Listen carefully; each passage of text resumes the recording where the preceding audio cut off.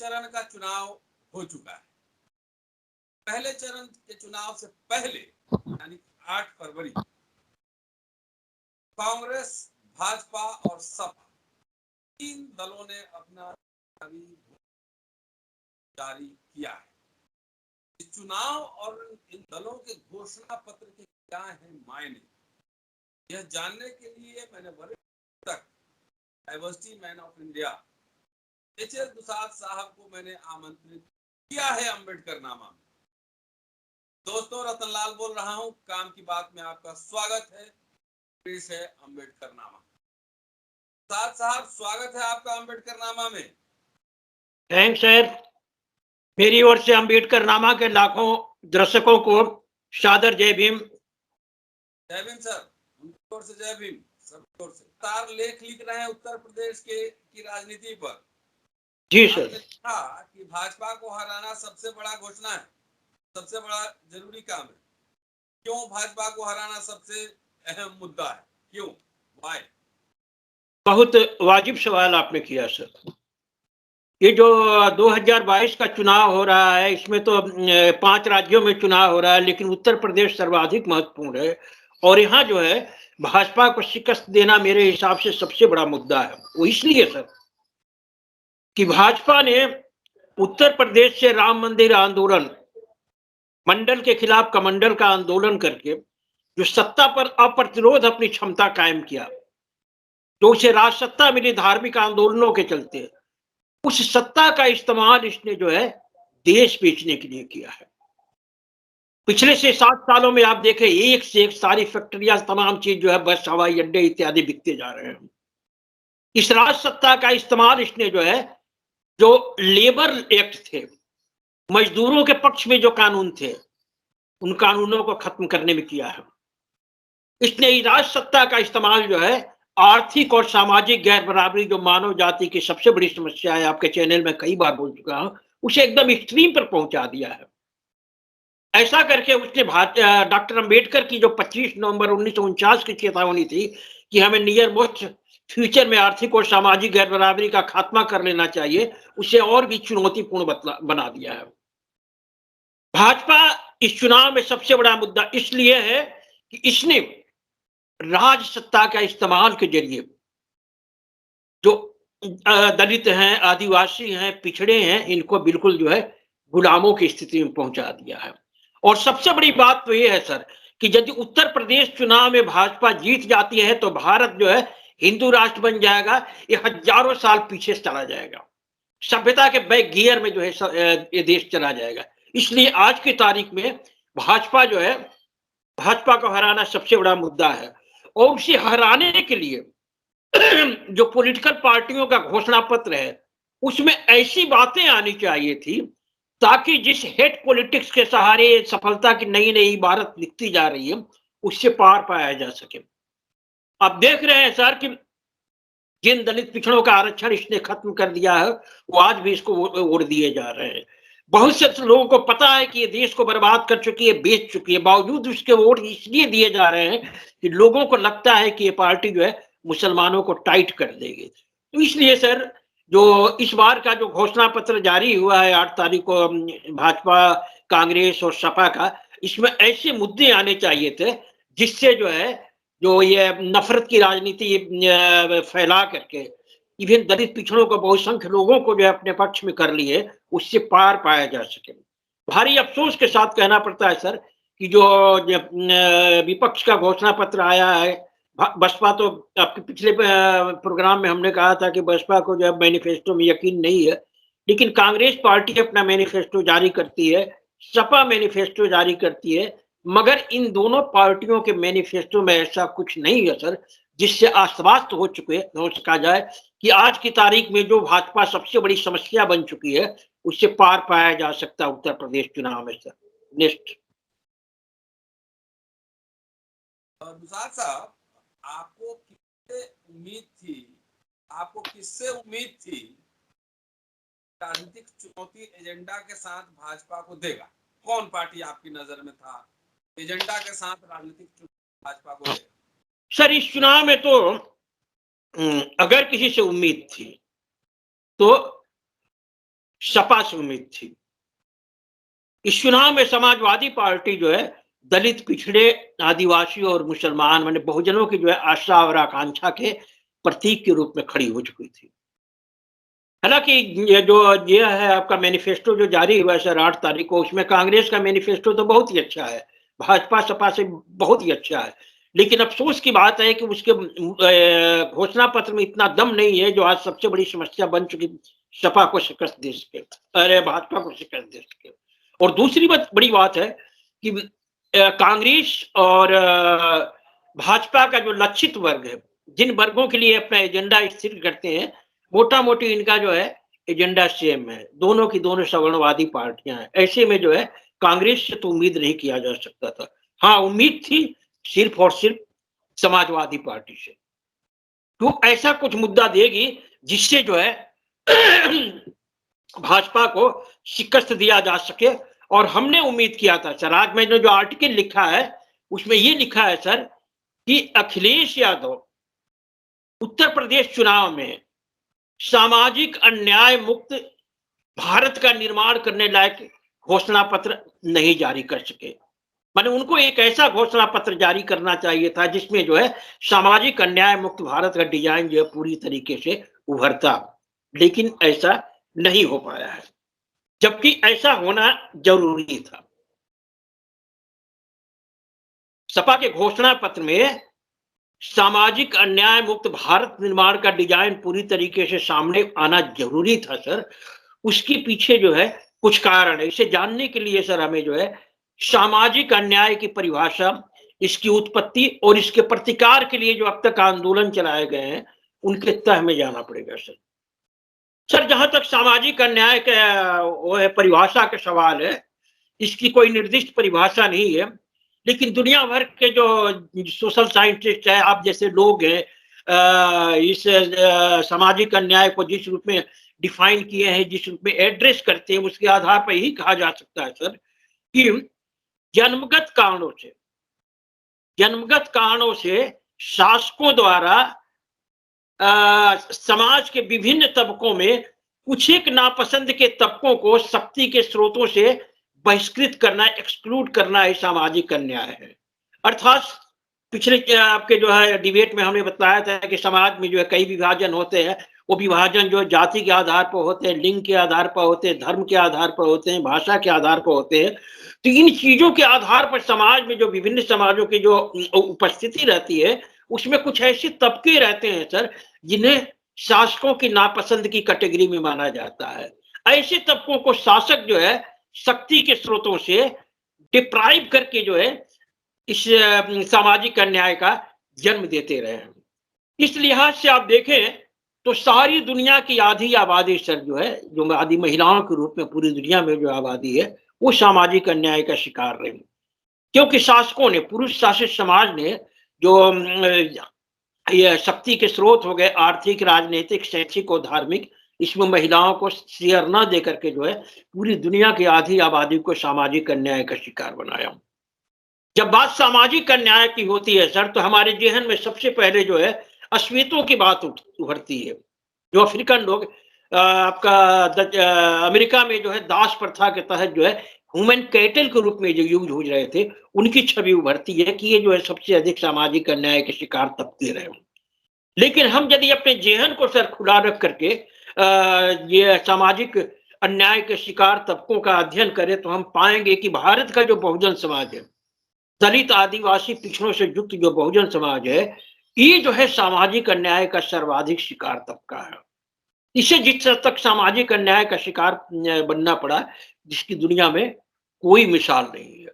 और इन्हें जो सामाजिक अन्याय का शिकार बनना है पड़ा है सर, उसके लिए जिम्मेवार है हिंदू धर्म संस्कृति, जिसका जो है प्रचार में दिन रात जो है आपका संघ परिवार लगा रहता है, भाजपा लगी रहती है। तो जिस हिंदू धर्म संस्कृति के उत्तोलन के लिए, उत्थान के लिए भाजपा जान लेने और देने पर उतारू होती है सर, वो जो है इस सामाजिक अन्याय के लिए जिम्मेवार है। जिसे हिंदू धर्म कहा जाता है सर, उसका प्राणाधार है वर्ण व्यवस्था। इसी वर्ण व्यवस्था के तहत जो हजारों साल से आपका समाज जो है परिचालित होता रहा है। और जिस वर्ण व्यवस्था के द्वारा भारत समाज परिचालित होता रहा सर, वो वर्ण व्यवस्था मुख्यतः जो है शक्ति के स्रोतों के बंटवारे की व्यवस्था रही है। शक्ति के स्रोत, दोबारा ही रिपीट करता हूं, आर्थिक, राजनीतिक, शैक्षिक और धार्मिक। वर्ण व्यवस्था में प्रत्येक वर्ण के लिए प्रोफेशन निर्दिष्ट रहे, किस वर्ण के लिए क्या काम रहेगा वो निर्दिष्ट रहे। जैसे जो है एक तरीके से कह सकते हैं कि दुनिया में जितने भी धर्म है सर, हर धर्मों का जो भी लॉ है, उस लॉ का जो है मेन मोटो है, तमाम धार्मिक प्रावधानों का जो मुख्य लक्ष्य है वो है उस धर्म के अनुयायियों को मरणोपरांत सुख देना। मरने के बाद से आफ्टर डेथ जो है उनके लिए स्वर्ग में सीट रिजर्व कराना जो है प्रत्येक धर्मों का कह रहा है। इसी आधार पर सभी धर्म जो है अपना अपना रूल्स रेगुलेशन बनाते रहे। तो वर्ण व्यवस्था है सर, मुख्य जो है हिंदू धर्म के अंतर्गत आने वाले जो है जो 4 वर्ण है, ब्राह्मण, क्षत्रिय, वैश्य और शूद्र, अतिशूद्र, इनको मोक्ष प्रदान करने के लिए इसमें जो है कुछ कर्म निर्दिष्ट किए गए हैं। वो कर्मों का बंटवारा जो है वर्ण व्यवस्था है। इस वर्ण व्यवस्था में क्या क्या कर्म रहे? जो ब्राह्मण है उनके लिए जो प्रोफेशन निर्दिष्ट किया गया वो था अध्ययन, अध्यापन और राज्य संचालन में मंत्रणादान। जैसे आज के जमाने में जो सेक्रेटरी वगैरह होते हैं, मंत्रालयों में एडवाइजर का काम करते, वही काम जो है ब्राह्मण हजारों साल से करते रहे। आज आप जो कर रहे हैं सर, यही इनका एक अधिकार रहा था, अध्ययन अध्यापन इनका था। दूसरा जो वर्ण है सर क्षत्रिय, क्षत्रियों की कर्म में क्या आया? लैंड ओनरशिप, डिफेंस डिपार्टमेंट ये रहेगा, माने बाहर के शत्रुओं से जो है रक्षा ये करेंगे, प्लस राजा ये बनेंगे। इसके बाद से जो तीसरा वर्ण होता है वैश्य, वैश्यों के हाथ में पशुपालन रहा, ट्रेड एंड कॉमर्स रहा। शक्ति चारों स्रोत है सर, इन 3 वर्णों के मध्य भटके रह गया। और जो है जो शूद्र अतिशूद्र है, जिनको हम जो है दलित, आदिवासी, पिछड़े के रूप में चिन्हित करते हैं, साहू जी, अरे बाबा साहब फूले ने जो ये किया है, चिन्हित किया है, इनको जो है इस जो बंटवारे की व्यवस्था है, वर्ण व्यवस्था में कुछ भी नहीं मिला। शक्ति के समस्त स्रोतों से इनको एक्सक्लूड किया गया। इसमें मिला सर वो 3 उच्च वर्णों की सेवा मिली और सेवा के विनिमय में कोई रेमुनरेशन नहीं। इस तरीके से जो है भारत में सामाजिक अन्याय का अध्याय सृष्टि होता है सर। कुछ कहना? आप अखिलेश यादव के मैनिफेस्टो से नाराज क्यों हैं? हाँ सर, ये जो मैं आपके इस प्रश्न का जो जवाब दे रहा हूँ, इतिहास आप छोड़ दीजिए, सब लोग जानते हैं। अखिलेश यादव के मैनिफेस्टो से नाराज क्यों हैं? नाराज सर हम इसलिए हैं कि इसमें जो है सामाजिक अन्याय मुक्त भारत का जो है एजेंडा आना चाहिए था। और एजेंडा इसलिए आना चाहिए था कि जैसे मैं बतलाया कि जो है सामाजिक अन्याय क्या होता है, जो सोर्सेज ऑफ पावर है लोगों के विभिन्न तबकों और उनके मध्य असमान बंटवारे से होता है। आज की तारीख में भारत में जितने भी शक्ति के स्रोत हैं, आर्थिक में जिसमें ऑल अर्निंग एक्टिविटीज आती है, और अर्निंग एक्टिविटीज पर जो है जो वर्ण व्यवस्था का जो सुविधा भोगी वर्ग है सर, ब्राह्मण, क्षत्रिय, वैश्यों के हाथ में चला गया। शक्ति का जो दूसरा स्रोत है राजनीतिक पॉलिटिकल संस्थान, जिसमें सांसद, विधायक इत्यादि से लेकर के जो है मंत्रिमंडल वगैरह आता है, ये थोड़े से लोग हैं ब्राह्मण, क्षत्रिय, वैश्य, लेकिन इस पर इनका कब्जा हो चुका है। तीसरा ये एजुकेशन सेक्टर, आप एजुकेशन सेक्टर में आपसे बेहतर कौन बतला सकता है? आपने 13 पॉइंट रोस्टर को लेकर के जो आंदोलन किया वो हमारी स्मृति में है। एजुकेशन सेक्टर पर जो है पूरी तरीके से कब्जा इनका है। चौथा ये होता है धार्मिक सेक्टर, जिसके विषय में बाबा साहब डॉक्टर अम्बेडकर ने कहा है कि धर्म भी शक्ति का एक स्रोत है और शक्ति के स्रोत के रूप में इसकी अहमियत जो है जस्ट जो है आर्थिक शक्ति के समतुल्य है। तो जिस धार्मिक शक्ति की अहमियत जो है आर्थिक शक्ति के समतुल्य है, उस पर जो है इसी वर्ण का एकाधिकार है। तो आप देखिए सर, जितने भी शक्ति के स्रोत है उससे ये समाज पूरी तरीके से एक्सक्लूड है। शायद मैं पिछले प्रोग्राम में आपको बतलाया था कि जो भाजपा ने जो नीतियां बनाई, उस नीतियों के फलस्वरूप क्या है कि जो टॉप के 10% आबादी है सर, उसका जो है आपका ऑलमोस्ट जो है 45% वेल्थ पर कब्जा हो चुका है और बाकी लोग % गुजर बसर करने के लिए। बेसिक पॉइंट पे आइए। अखिलेश यादव का घोषणा पत्र 75 से 80 पेज के आसपास है, मैंने देखा है पीडीएफ, और उसमें बहुत सारी स्कीम्स हैं, बहुत सारे सामाजिक न्याय की बात हुई है, कुछ कुछ सब बात है। उसमें आप वो क्या चाहते हैं कि साम्यवाद ला दे अखिलेश यादव?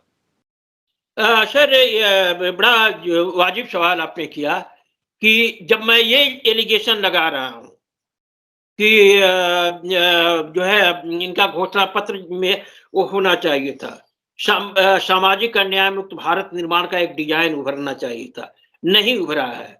और शायद आपने यदि मेरा लेख छपा है तो मैं देखा है, तो मैंने कंक्लूजन में कहा है सर, आखिरी पंक्ति में ये कहा है कि इस घोषणा पत्र का सारा मजमून देख करके ऐसा लगता है कि अखिलेश यादव ने जो है सुपारी ले रखी है भाजपा को जिताने के लिए। कहने का मतलब जो है बहुत ही निराशाजनक घोषणा पत्र है। तो अब आपका सवाल है क्या होता तब लगता कि हाँ ये सही घोषणा पत्र आया है। तो जैसे मैंने बताया सर कि भारत में इस समय जो है सामाजिक अन्याय का ओर छोड़ नहीं है।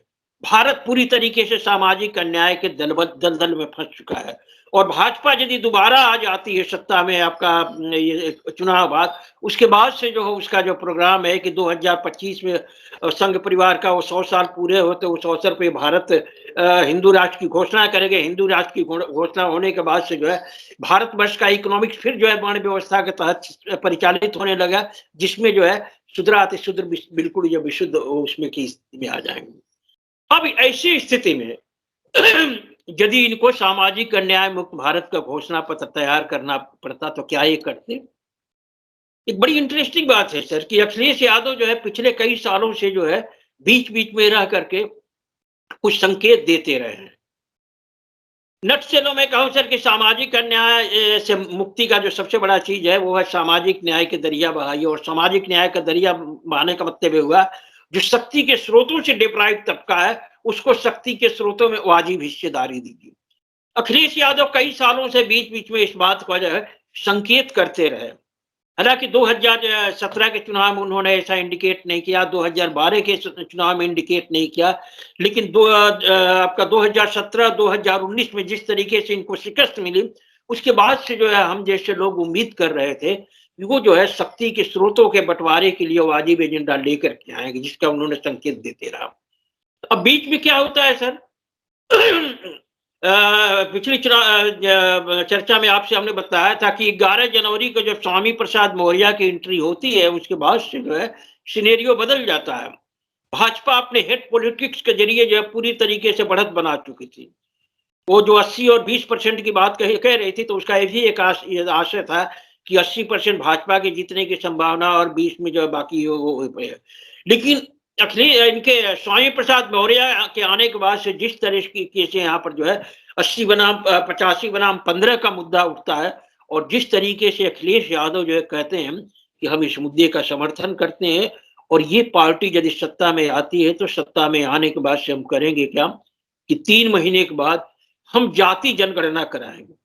जाति जनगणना के बाद से जो आंकड़े आएंगे उस आधार पर जो है विभिन्न समाजों को संख्या अनुपात में हम हिस्सेदारी देंगे। और शायद उन्होंने ये भी कहा है कि हम तमाम क्षेत्रों में हिस्सेदारी देंगे। तो एक उम्मीद तो उन्होंने जगाया था और लगा कि इस बार चुनाव जो है एक तरफ उनका 80 बनाम 20 है, दूसरी तरह जो है 85 बनाम 15 का होगा, जिसमें समानुपातिक भागीदारी का मुद्दा अखिलेश यादव का जो है टॉप पर रहेगा और इसी मुद्दे पर जो है 2022 का यूपी चुनाव लड़ा जाएगा। लेकिन जो चुनाव का मैनिफेस्टो आता है तो निराशा होती है। अब क्या करना चाहिए था इनको सर? सर सामाजिक अन्याय मुक्त भारत निर्माण का एक ही तरीका है कि जितने भी शक्ति के स्रोत हैं A to Z, जितने भी शक्ति के स्रोत हैं उन शक्ति के स्रोतों का बंटवारा जो है उसमें आप विविधता लागू कीजिए, सामाजिक और लैंगिक विविधता लागू कीजिए। सामाजिक और लैंगिक विविधता क्या है कि भारत समाज विभिन्न जातियों और विभिन्न धार्मिक समूहों से गठित है। इस आधार पर यहाँ पर मेजर 4 सामाजिक समूह आते हैं, सवर्ण, ओबीसी, SC ST और धार्मिक अल्पसंख्यक। ये हो गया भारत की सामाजिक विविधता। तो उनको करना चाहिए थे क्या सामाजिक अन्याय मुक्त भारत निर्माण के लिए, ये जो सामाजिक विविधता है इसका रिफ्लेक्शन जो है तमाम क्षेत्रों में हो, अर्थात शक्ति के जितने भी स्रोत रहे उसमें जो है उसका बंटवारा सवर्ण 10 या 12% सवर्ण है, ओबीसी, SC ST और धार्मिक अल्पसंख्यकों के संख्या अनुपात में होना चाहिए था। बंटवारा कहाँ होना चाहिए था? जनरली बंटवारा जो है सर लोग सर्विस सेक्टर की बात करते हैं कि प्राइवेट और सरकारी सेक्टर में जो जॉब मिल जाए, लेकिन जो है बात यही तक नहीं। आपको भारत में सामाजिक अन्याय मुक्त भारत का निर्माण करने के लिए सर आपको मिलिट्री पुलिस, उसके साथ साथ जो है न्यायपालिका है, इसके अतिरिक्त बाकी जो सरकारी सेक्टर की जॉब्स है वहाँ, निजी क्षेत्र की जितनी भी नौकरियां हैं उनका, प्लस जो है ये जो जितने भी माने व्यवसायिक गतिविधियां हैं, मसलन सप्लाई में, डीलरशिप में, ठेकेदारी में, फिल्म में, टीवी में, मीडिया में और पौरहित में सर, मंदिरों के पुजारियों की नियुक्ति इत्यादि में, तमाम क्षेत्रों में ए टू जेड सारे क्षेत्रों का बंटवारा जो है सवर्ण, ओबीसी, एससी, एसटी के संख्या अनुपात में इनके मैनिफेस्टो में उभरना चाहिए था। ऐसा यदि उभरता तो मैं गारंटी के साथ कहता हूं सर कि चुनाव जो वन साइडेड हो जाता, भाजपा बुरी तरीके से हार जाती। कारण ये कि आप लोगों ने जैसे पिछले चुनाव ये में कहा था, जिस तरीके से जो है पिछले 20 सालों से बहुजन बुद्धिजीवियों ने लोगों में तमाम क्षेत्रों में हिस्सेदारी का एस्पिरेशन जो पैदा किया है सर, उसका इम्पैक्ट ये हुआ है कि समाज इंतजार कर रहा है कि कब उसे जो है तमाम सेक्टरों में जो है संख्या अनुपात में वाजिब भागीदारी मिले। और अखिलेश यादव ने सामाजिक समानुपातिक भागीदारी का मुद्दा खड़ा करके एक उस उम्मीद को एकदम बिल्कुल पीक पर पहुंचा दिया था। लेकिन हैरत की बात है कि जिस मुद्दे पर इस देश यूपी का चुनाव लड़ा जाना था, जिस मुद्दे को उठा करके जो इस देश के लिए सबसे बड़ी समस्या बन चुकी भाजपा को मात देना था, बात ही पूरी तरीके से गायब है। हर कोई हैरान है सर। तो नटशेल में यही सर कि अगर सामाजिक अन्याय मुक्त भारत का निर्माण जो है इनके मैनिफेस्टो में उभरता तो उसमें क्या आता, जो ब्राह्मण, सवर्ण, ओबीसी, एससी, एसटी और धार्मिक अल्पसंख्यकों के संख्या अनुपात में तमाम क्षेत्रों में भागीदारी का एक नक्शा उभरता, जो नहीं दिखाई पड़ रहा है। इसलिए जो निराशा है, और मैंने तो यहाँ तक कह दिया कि जैसे लगता है कि वो सुपारी ले रखे हैं सर। आप तो ऐसे कर रहे हैं जैसे भाजपा जो है सामाजिक अन्याय वाली पार्टी है।